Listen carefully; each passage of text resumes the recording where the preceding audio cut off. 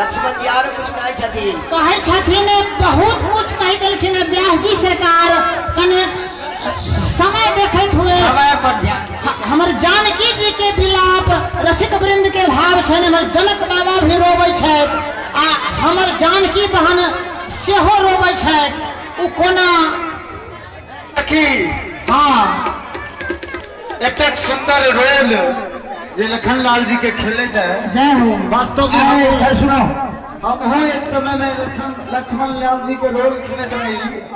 ओई दिनक हमरा याद आ रहल हमरे से नीक रोल खेली खनी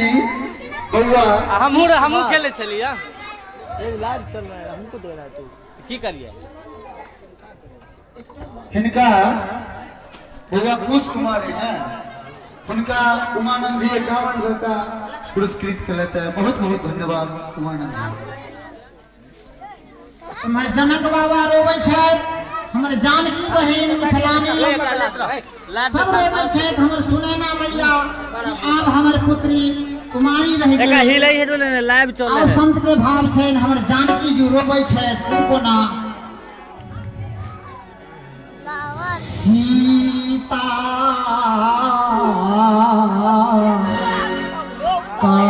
कराथिन मिलाप सीता कराथिन मिलाप सीता कराथिन मिलाप ताना थारा थारा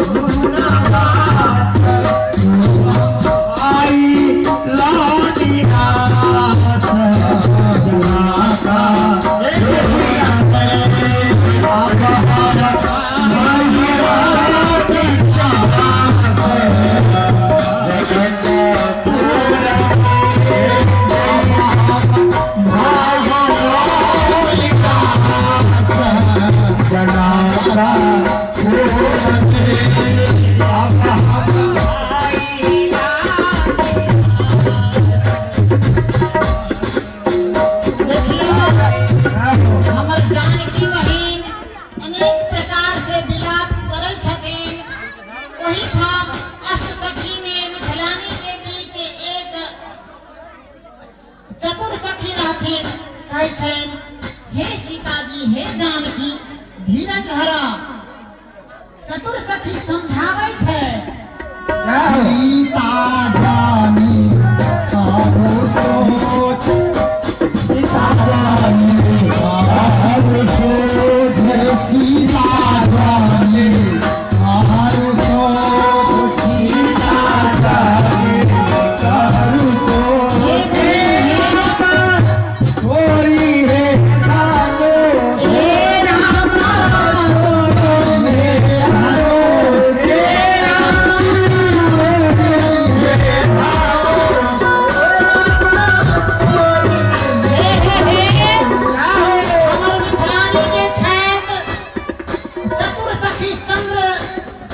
कला सखी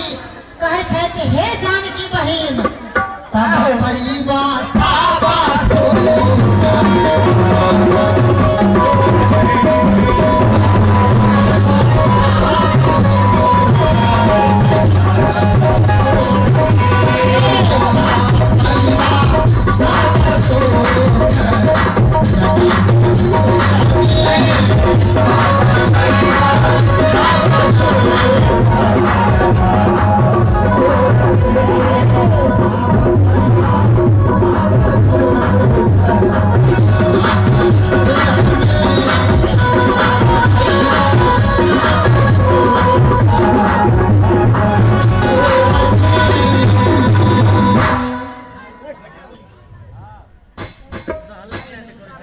एही समय के देखे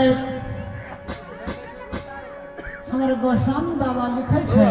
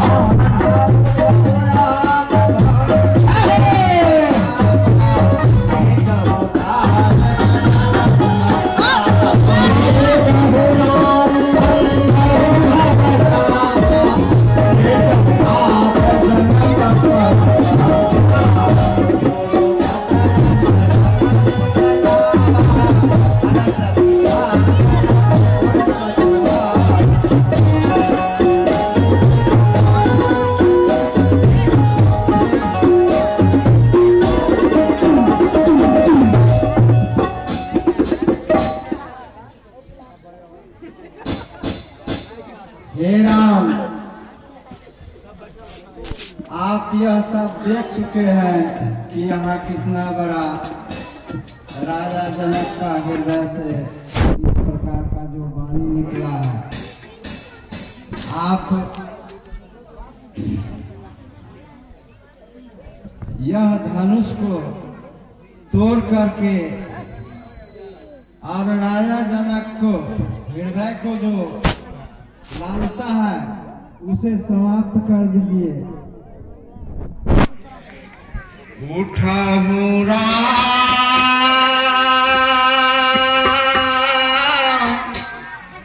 भाव भंग चाप मिठहु नाथ जनक परिता बोल खोलना हे राम, चादर हटा ना बोला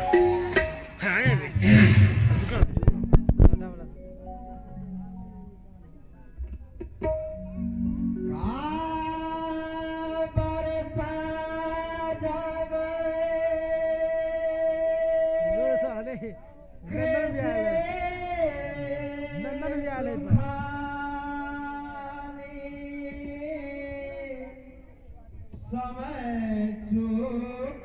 पुनि का पछताई। हे राम, आप इस धनुष को तोड़ करके यहाँ यह राजा के हृदय में जो अविश्वास रूपी भावना भर चुका है, इसको समाप्त कीजिए नाथ।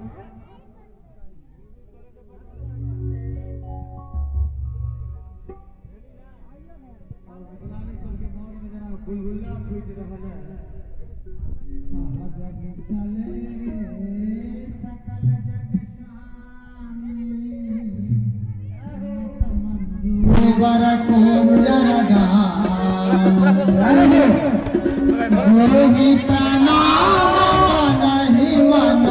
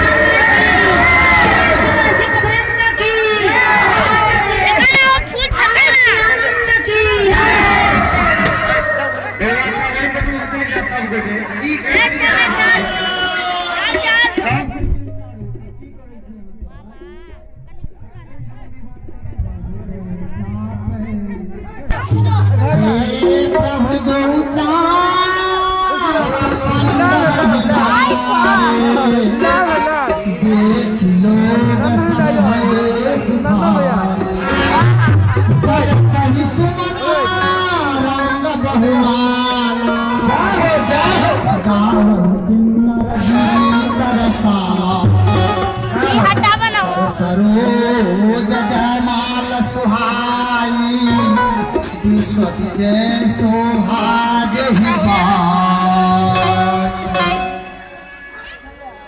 हेलो। अब हमारे जानकी जी के लो जनक बाबा आदेश दे कि हे पुत्री जाओ अब राम के गले में माला डालो। हमारे मिथिलानी गीत गावे तो जानकी जी के लो आवे छे। ये सखी हाँ आप सब मिथिलानी हेलो भगवान राम जी जब धनुष तोड़े हाय इतने खुशी भ गेले इतने खुशी भ गेले हाँ ये सब नाचा लगले हाय कोना ए तोरल तोरल जाहे तोरल हो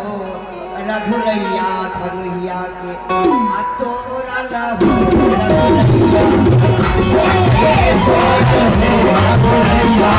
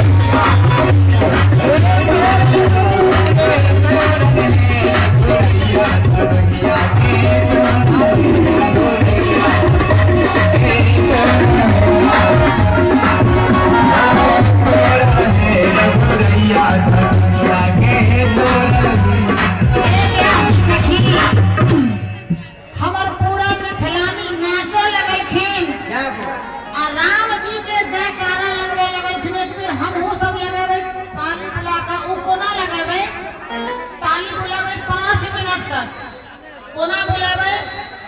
हम जना बतावे केना राम जी के जयकार किया रामे जी नहीं जनक बाबा के संसार के हरलखिना तो एना बजावे नाच का झूम का एना ताली बजावे कोना बजावे कोना धूम मचैला रघुराम जनकपुर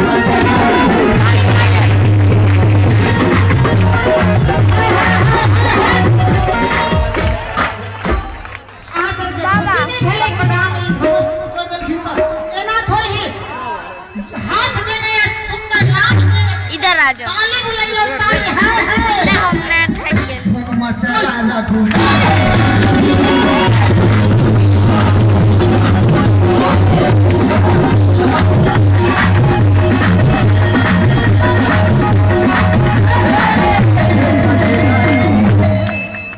शोभा बरनी न जाई अरे कौन से खुशी की तरह देखो क्या लेके हम कर वाह वाह कहाँ आता है वो घूम चला रघुराई जनकपुर में हे ए वास्तव में देखियो तो विवाह के दिन के यहाँ होते तो सब खुशी होय छे आ सज्जन जी बार-बार कहया माता बहन जी थपड़ी बजबै छथिन केना बुझै छियै केना व्यास जी सरकार नहीं बुझलखिन प्रेम से बजा कहै छथिन कि हमर व्यास जी छथिन तऽ लाज होइए जय भगवान ताली बुलाइयो हे वो प्यासी बुझा लियो हे वैदेही भैया हम नाचै छी अहाँ सब कम से कम ताली बुलाइयो